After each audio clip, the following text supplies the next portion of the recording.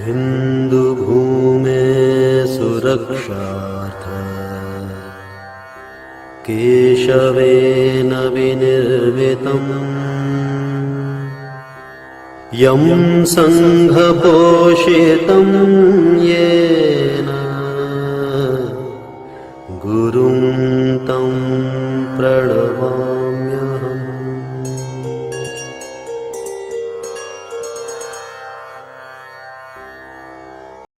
भारतीय स्वतंत्रता के 75वें वर्ष पर प्रारंभ हुए अमृत महोत्सव पर समुत्कर्ष समिति द्वारा आयोजित व्याख्यान श्रृंखला यह गाथा है बलिदानों की में हमें आज माननीय ओम प्रकाश जी भाई साहब का मार्गदर्शन प्राप्त होने वाला है।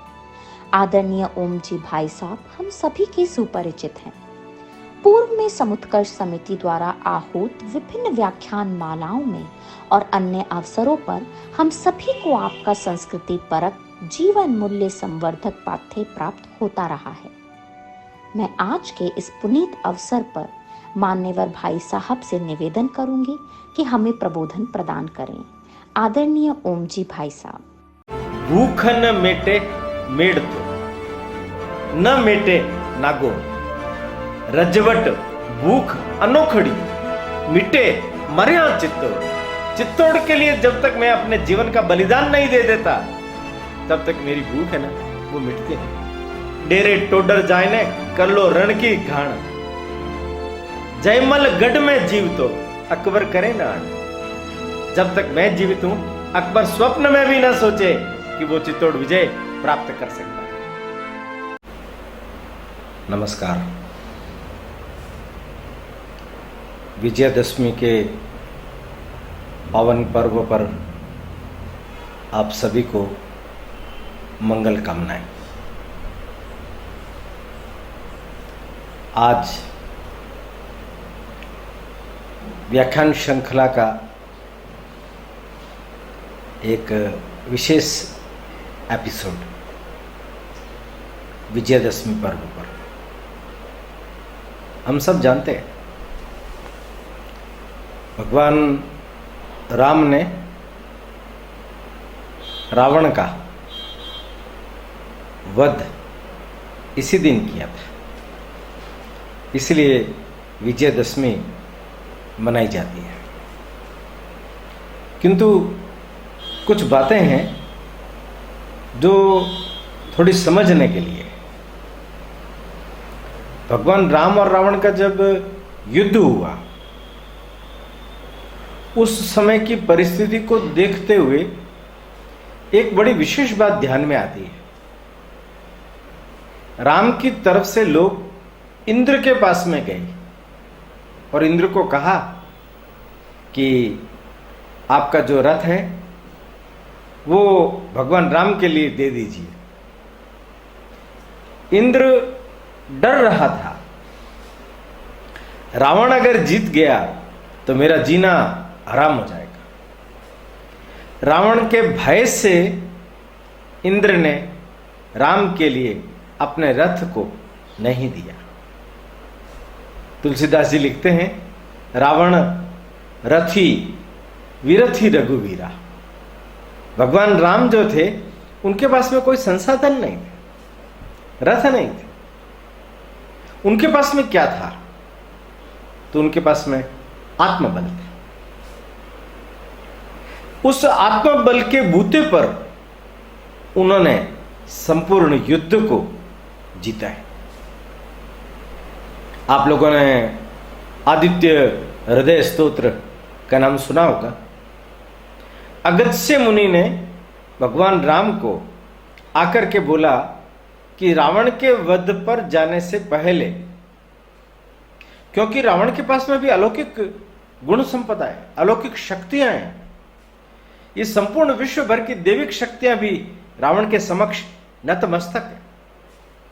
इसलिए उसका जो बल है वो बहुत ही अधिक है। तपस्या का भी बल है, शक्तियों का भी बल है, वैभव का बल है।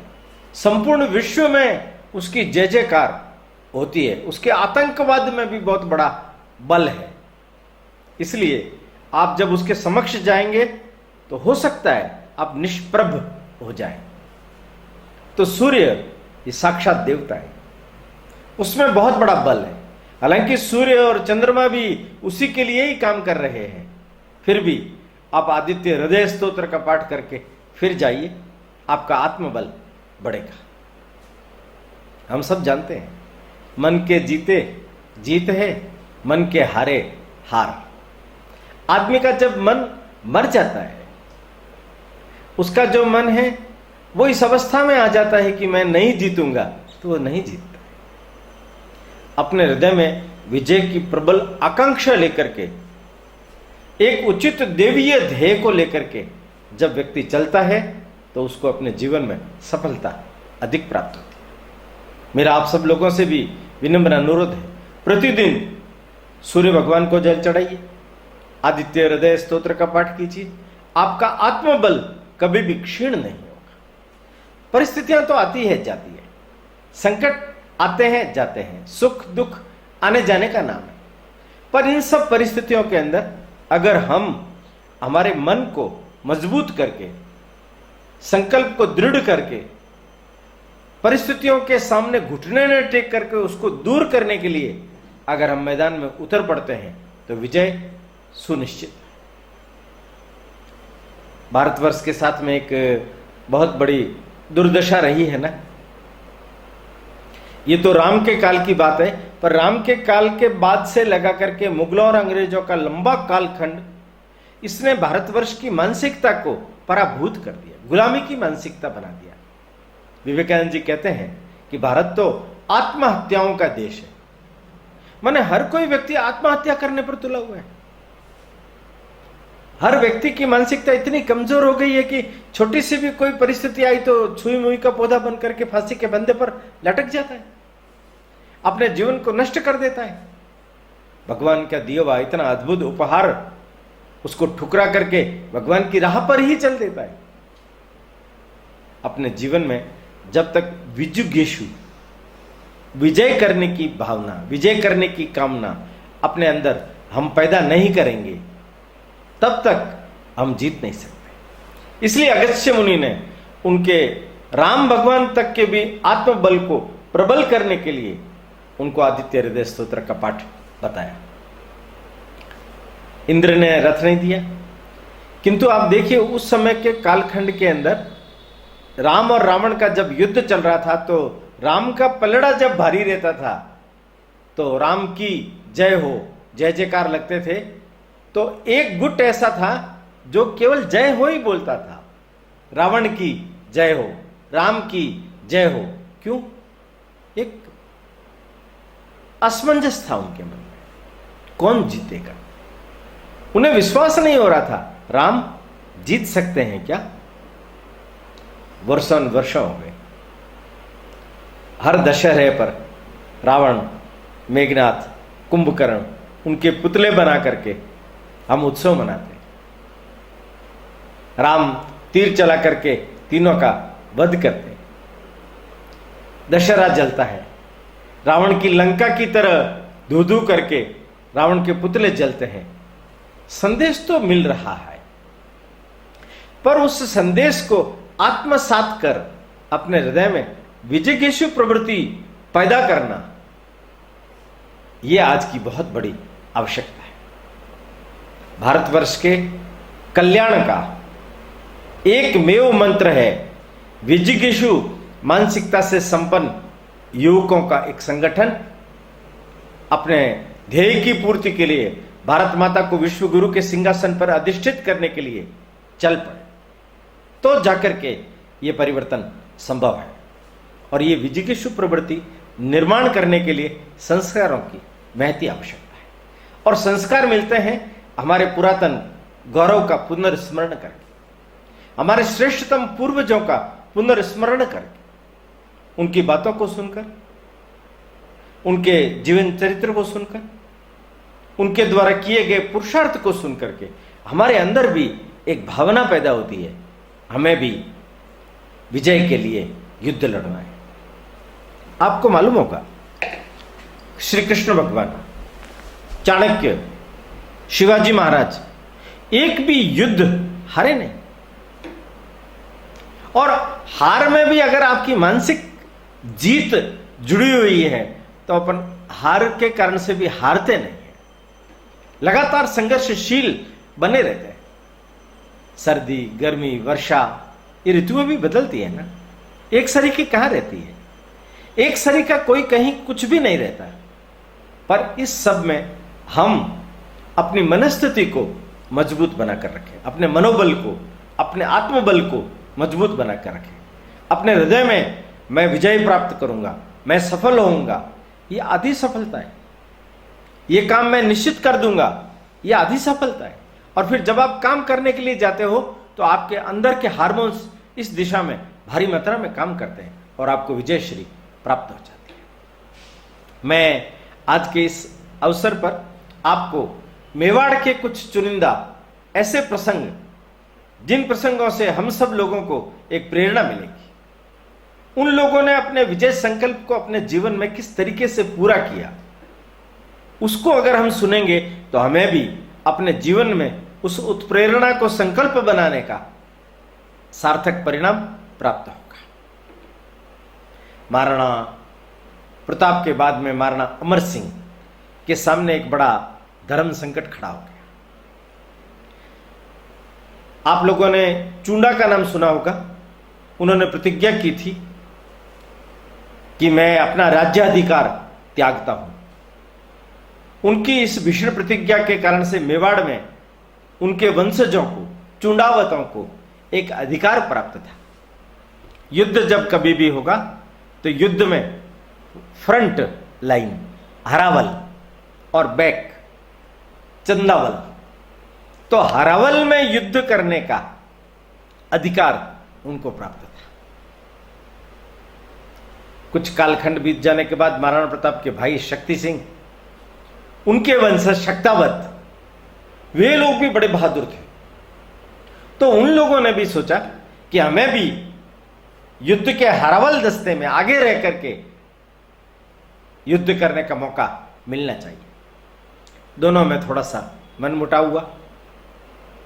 अमर सिंह जी के सामने विषय आया। उन्होंने इसमें से बुद्धिमानी पूर्वक एक रास्ता निकाला। उन्होंने कहा, पास में एक किला है जिसका नाम है ऊंटाड़ा, वल्लभनगर, जिसको आज वर्तमान में वल्लभनगर बोलते। उस किले पर मुगलों का शासन है। आप जाइए, पहले उस किले में जो घुसेगा और उस किले को भी प्राप्त कर लेगा, उस पर विजय प्राप्त कर लेगा, उसको हरावल में लड़ने का मौका दिया जाएगा। चुंडावतों की ओर से जेत सिंह जी और देवगढ़ के और भी अनेक चुंडावत सरदार और शक्तावतों की ओर से बल्लू सिंह जी, इन्होंने नेतृत्व किया और चल पड़े। जेत सिंह जी अनुभवी थे। इस कारण से उन्होंने क्या किया, पिछवाड़े की तरफ से रस्सियां डाल करके प्रवेश करने का प्रयास किया। मुगलों ने ऊपर से गोलीबारी की, उनके एक गोली लग गई, वो नीचे गिर पड़े।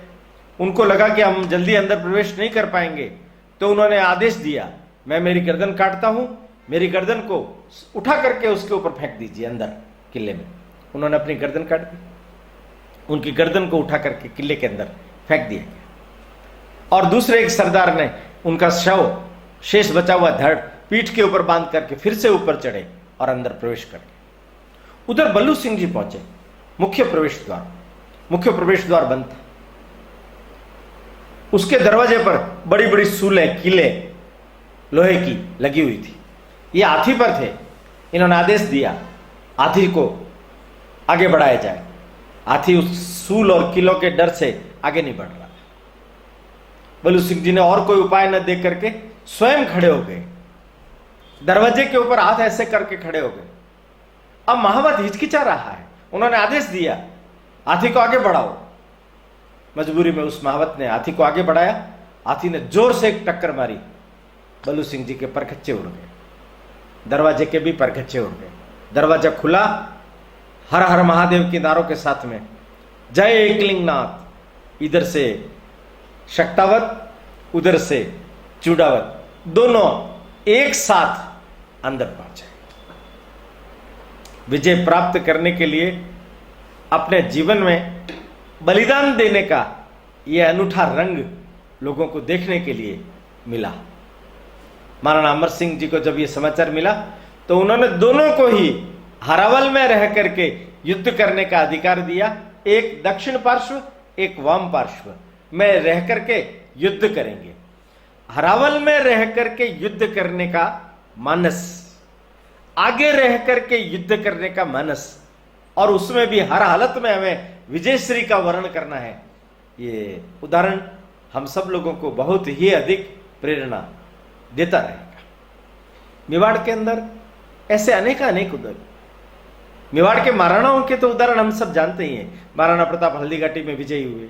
महाराणा राज सिंह ने भी औरंगजेब को ऐसी टक्कर दी कि वो चित्तौड़ और अजमेर तक पीठ दिखा करके भाग गया। संपूर्ण सेना को एकत्रित करके लाया था और मुंह खा करके जाना पड़ा औरंगाबाद। उसके बाद वापस उत्तर भारत में वो नहीं आए, वहीं उसका कब्र खुद गया। मेवाड़ के महाराणाओं के बारे में तो हमने अनेक बार सुना है, पर मेवाड़ के ऐसे अनाम उत्सर्ग हुए लोगों के बारे में हमने कम सुना है। कभी आप जगदीश मंदिर जाएंगे तो उसके बाजू में एक छोटी सी शिव मंदिर की छतरी सी बनी हुई है। लोग कहते हैं ये नरूजी बारट की छतरी है। ये राज सिंह जी के समय में नरूजी बारट भी किले की पोड़ के ऊपर नेग लिया करते थे। तो जब खाली करने का हुक्म हुआ तो ये जाने लगे तो किसी ने ऐसे ही बोल दिया कि नेग लेते समय तो नरूजी आगे रहते हो और अब जान पर बनाई तो भागने लगे। नरूजी रुक गए, उनके साथ में 20 सैनिक और रुके। सारा उदयपुर खाली हो चुका था। औरंगजेब की सेना से जब उसने जगदीश मंदिर को तोड़ने के लिए कदम आगे बढ़ाया तो जगदीश मंदिर की रक्षा के लिए इन 20 लोगों ने अपने जीवन का बलिदान दिया। उनमें से नरूजी बारट भी एक थे। अपने जीवन का बलिदान देकर के भगवान जगदीश की रक्षा करने का संकल्प उस व्यक्ति ने लिया। उनके साथ ये 20 लोग अनाम उत्सर्ग हो गए। बलिदान, त्याग, अपने जीवन का मोह नहीं, परमार्थ के लिए, देश के लिए, धर्म के लिए जीवन जीने वालों की, अपने जीवन का बलिदान करने वालों की बड़ी लंबी श्रृंखला है। मेवाड़ का अभिष्ट वचन हम सब लोगों ने हमेशा सुनाई है, जे दृढ़ राखे धर्म को ते ही राखे करता। माने धर्म की रक्षा के लिए अपने प्राणों को न्योछावर करना, ये उन्होंने बहुत ही सहज संस्कार जन्य भाव अपने अंदर पैदा किया। यही तो भाव विजय की शुभ प्रवृत्ति पैदा करता है। मीराबाई का नाम सुना है? मीराबाई के चचेरे भाई जयमल जी राठौड़, उनके पिताजी बीमार हो गए, उनके प्राण नहीं छूट रहे थे, तो जयमल जी को बुलाया। जयमल जी बड़े विष्णु भक्त थे। वो आए, आते ही इनके पिताजी ने कहा कि बेटा मेरे प्राण इसलिए नहीं छूट रहे कि मैंने सोचा था खानवा का जब युद्ध हुआ था तो महाराणा सांगा के साथ युद्ध करते हुए मेवाड़ के लिए मैं अपना सिर कटाऊंगा। मैं अपने वचन का पालन नहीं कर सका। ये बात मेरे मन को साल रही है, कांटे की तरह बींध रही है। तुम मुझे वचन दो कि तुम अपना सिर मेवाड़ के लिए कटाओगे तो मेरे प्राण छूट जाएंगे। उन्होंने वचन दे दिया। वचन देने के बाद जयमल जी आ गए। जयमल जी जब मेवाड़ में आए उस समय महाराणा उदय सिंह जी मेवाड़ के महाराणा थे। हम सब लोगों ने अकबर के आक्रमण के संदर्भ में वो घटना सुनी है। राज परिवार को उदयपुर के घने जंगलों में इधर कोटड़ा, झाड़ोल, गोगुंदा की तरफ जाना पड़ा रणनीति के तहत, और पीछे कमान जयमल जी को और पत्ता चूंडावत जी को सौंपी गई। आप देखिए, अकबर जैसे सर्वशक्ति संपन्न, जिसका साम्राज्य पूरे देश भर के अंदर छा गया था, उस व्यक्ति को चित्तौड़ के किले पर विजय प्राप्त करने से पहले 4 महीने तक घेरा डाल करके रहना पड़ा। और घेरा डालने के बाद में भी उसको लगा कि अब अंदर नहीं जा पाएंगे तो जयमल जी को खरीदने के लिए प्रलोभन देने का प्रयास किया। टोडरमल उनको भेजा, नवरत्नों में से एक टोडरमल गया और जाकर के उन्होंने कहा कि जयमल जी, आप मेड़ता के रहने वाले हो, अगर आप हमें चित्तौड़ पर विजय प्राप्त करवा देते हो, हम मेड़ता का राज्य आपको दे देंगे, पास में नागौर का राज्य वो भी दे देंगे, जीतने के बाद मेवाड़ भी दे देंगे, और मेवाड़ नहीं, ये संपूर्ण राजपूताना आपकी देखरेख में, आपके नेतृत्व में आगे बढ़ेगा। बस एक बार आप चित्तौड़ विजय करवा दीजिए। जयमल जी जो उत्तर देते हैं वो सुनिए। जयमल जी कहते हैं, भूख न मेटे मेड़ तो, न मेटे नागौर, रजवट भूख अनोखड़ी, मिटे मर्या चित्तौड़। चित्तौड़ के लिए जब तक मैं अपने जीवन का बलिदान नहीं दे देता, तब तक मेरी भूख है ना, वो मिटती नहीं। डेरे टोडर जाए ने कर लो रण की घाण, जयमल गढ़ में जीव तो अकबर करे नाण। जब तक मैं जीवित हूं, अकबर स्वप्न में भी ना सोचे कि वो चित्तौड़ विजय प्राप्त कर सकता है। बारूदी सुरंगें लगा करके मोर मगरी की तरफ से उन्होंने प्रवेश करने के लिए सोचा, तब इनको लगा कि अब रसद सामग्री समाप्त होने वाली है, युद्ध होगा। तो फूल कंवर पत्ता चुड़ावत की पत्नी के नेतृत्व में 7000 लोगों ने अपने जीवन का बलिदान देकर के जौहर किया, और जयमल जी, कल्ला जी, ये लोग आए। पहली पोल के ऊपर ही अकबर का सामना हो गया। रात को रक्षा करते समय जयमल जी के घुटने पर गोली लग गई थी, इसलिए वो चल नहीं पा रहे थे। तो कल्ला जी उनके भतीजे थे, उनकी कंधे पर बैठ करके वो युद्ध करने के लिए आए। ये चतुर्भुज स्वरूप देख करके अकबर दंग रह गया, और उस चतुर्भुज शरीर ने क्या कोहराम मचाया। ऐसी मूली काट, गाजर मूली की तरह शत्रु की सेना का दमन करना शुरू किया। पीछे से धोखे से वार करके जयमल जी का भी सिर कटा, कल्ला जी का भी सिर कटा। कल्ला जी के बारे में तो यहां तक कहते हैं कि सिर कट जाने के बाद में धड़ लड़ता रहा, धड़ लड़ता रहा। अपशिष्ट पदार्थ डालने के बाद में ही वो लोग अचेतन हुए। पत्ता जी चुड़ावत का भी रामपोल पर बलिदान हुआ युद्ध करते हुए। मैंने अपनी मातृभूमि की रक्षा के लिए, अपने जीवन को सहर्षित बलिदित करने के लिए, अपने जीवन को पूर्ण रूपेण समाप्त कर देने के लिए इन लोगों को कितना चरम सुख प्राप्त होता था, कितना आनंद प्राप्त होता था। मातृभूमि के लिए अपना खून बहाऊंगा, मातृभूमि के लिए अपना सिर कटाऊंगा।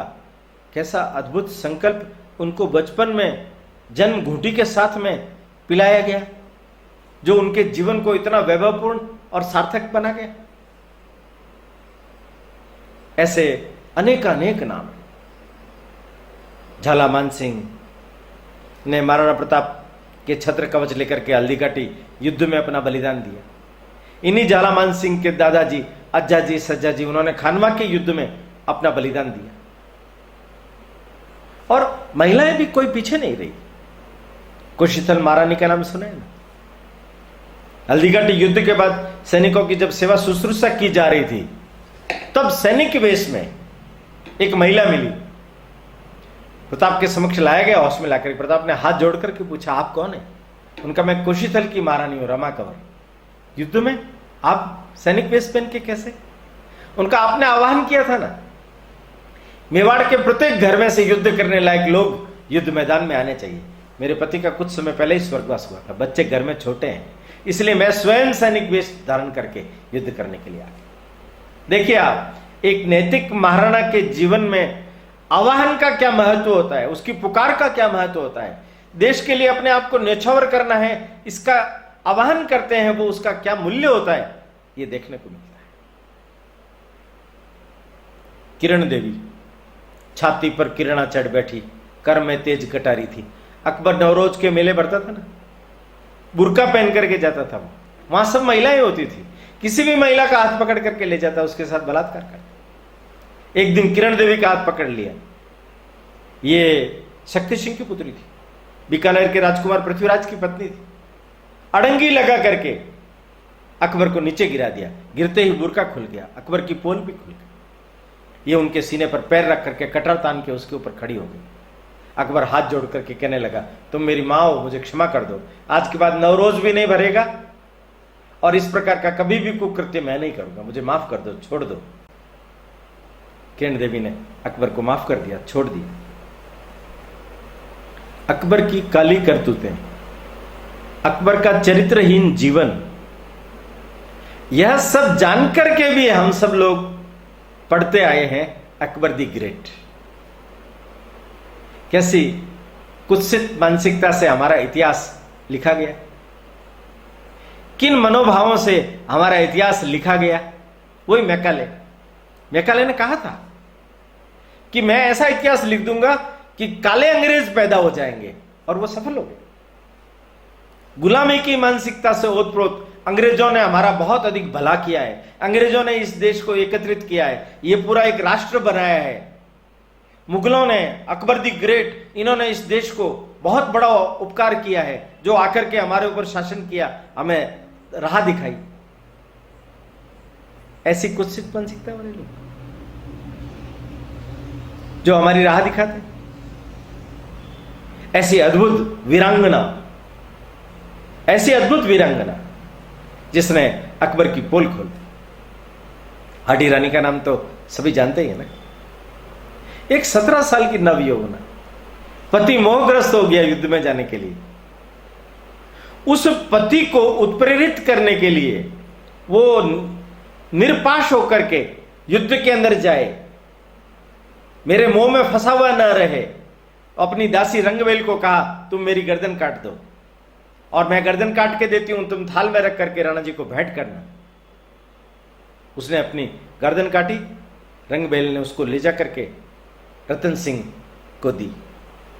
हतप्रभ रह गया वो, पत्नी का इतना बड़ा बलिदान, मुझे प्रेरणा देने के लिए, मुझे अपने कर्तव्य का मार्ग दिखाने के लिए हाडी रानी इंद्र कंवर ने अपना सिर काट करके दे दिया। माफ करना, मैं यहां एक चीज और कहना चाहता हूं। बहुत बार बहुत सारे लोग मुझे मिलते हैं और कहते हैं कि ये जो आप हाडी रानी का प्रसंग बोलते हो, ये जो आप कुशस्थल महारानी का प्रसंग बोलते हो, ये जो आप किरण देवी का प्रसंग बोलते हो, ये कौन से इतिहास में लिखा हुआ है? ये वही लोग हैं जिन लोगों ने हमारा इतिहास लिखा, उन इतिहास में ऐसी प्रेरक घटनाओं को लिखा ही नहीं। हमारे लोक साहित्य के अंदर इन सब घटनाओं का विवरण, वर्णन भारी मात्रा में, उनको हमने संदर्भ माना ही नहीं। हमारे यहां के भी मेवाड़ के प्रताप रासो, राणा रासो, राज प्रशस्ति, अमर काव्य, अमर सार, अनेकानेक ग्रंथ हैं। रामा सांदू, दूरसा आड़ा, ऐसे अनेकानेक कवि हुए हैं जिन्होंने हमारे यहां का साहित्य लिखा। केसरी सिंह बारट, उन्होंने साहित्य लिखा है और उनके साहित्य को अगर आप पढ़ेंगे उसमें पूरा विवरण दिया है, वर्णन दिया है। केसरी सिंह बारट तो अभी अभी के हुए, उन्होंने राज सिंह चरित्र के अंदर हाडी रानी के प्रसंग को बहुत विस्तार से लिखा है। और हम प्रश्न खड़ा करते हैं, क्यों? हमारी भी मानसिकता वैसी है ना। हम ऐसी चरमोत्कर्ष इतिहास की घटनाओं को सहन ही नहीं कर पाते, हम सोच ही नहीं पाते। हमारी गिरी हुई, मरी हुई मन की मानसिकता, गुलामी की मानसिकता, वो ऐसी दबंग चीजें स्वीकार नहीं करता। हल्दीघाटी युद्ध में महाराणा प्रताप की विजय हुई है, ये भी हम डरते डरते डरते डरते बोलते हैं, क्योंकि प्राचीन कोई भी साक्ष्य हमारे यहां का साक्ष्य नहीं माना गया ना। हमने तो फारसी तवारीखों में जो कुछ भी लिखा गया उसी को ही साक्ष्य माना है, उसी को ही हमने अपना आधार माना है। ये वही बात है। ये बात मैं इसलिए बोल रहा हूं कि हमारा इतिहास तोड़ मरोड़ करके मन गढ़ंत तरीके से हमारे अंदर हीनता का भाव भरने के लिए, पराधीनता का भाव भरने के लिए, गुलामी का भाव स्थापित करने के लिए ही लिखा गया है। इसलिए मित्रों, उस इतिहास को जुटला दो, उस इतिहास को पढ़ने की जरूरत नहीं है, उस इतिहास को मानने की जरूरत नहीं है। और ये जो इतिहास अत्यंत गौरवशाली पृष्ठों से, जिन्होंने प्रेरणा देने के लिए, बलिदान देने के लिए अपने जीवन की आहुतियां दे दिए, उस इतिहास को पढ़ो। वो आपके जीवन के अंदर आपकी इस पराभूत मानसिकता को, आपकी इस मरी हुई मानसिकता को, आपके हत बल से क्षतबल हुए मन को नष्ट कर देंगे। आप जाग जाओगे, आप देशभक्त बन जाओगे।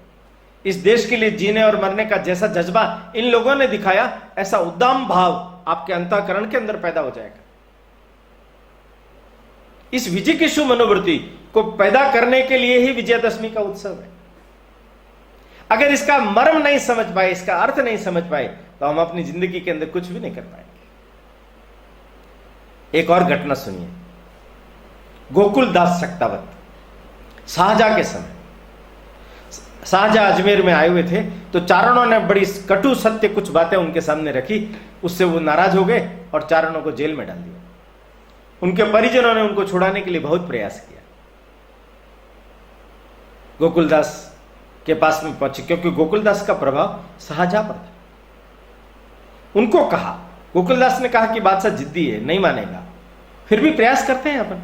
गए वो, बादशाह गोकुलदास को मना तो नहीं करना चाहता था, क्योंकि वो नाराज नहीं करना चाहता था उनको। तो उसने थोड़ा युक्ति लगाई। उसने कहा, गोकुलदास जी ऐसा कीजिए, आप अगर आप इन चारणों को छुड़ाना चाहते हो तो इनके बदले में ऐसे लोग ला करके मुझे दे दीजिए जो इनके बदले में इनको छुड़ाने के लिए अपना सिर कटाने के लिए तैयार हो। बादशाह ने सोचा, इनको छुड़ाने के लिए, अपना सिर कटाने के लिए कौन तैयार होगा? बात आई गई हो जाएगी। उसको मालूम नहीं था यह देश किस मिट्टी से बुना हुआ है, यहां का रंग कैसे अद्भुत बलिदानों का है, यहां की प्रेरणादायक पूर्वजों की लंबी श्रृंखला कैसी अद्भुत है। शाहजहां नहीं जानता। आप देखिए, गोकुलदास जिस जिस व्यक्ति के पास में जाकर के बोलता है कि हिंदू धर्म के ऊपर आंच आई है, ये सरस्वती पुत्रों को शाहजहां ने, बादशाह ने जेल में डाल दिया है, और उनको छुड़ाने के बदले में वो सिर मांग रहा है। जो सिर देना चाहते हैं मेरे साथ आए। उसने जिसको कहा वो उनके साथ चलने के लिए तैयार हो गया। सिर कटाने के लिए सहज तैयारी देखिए आप।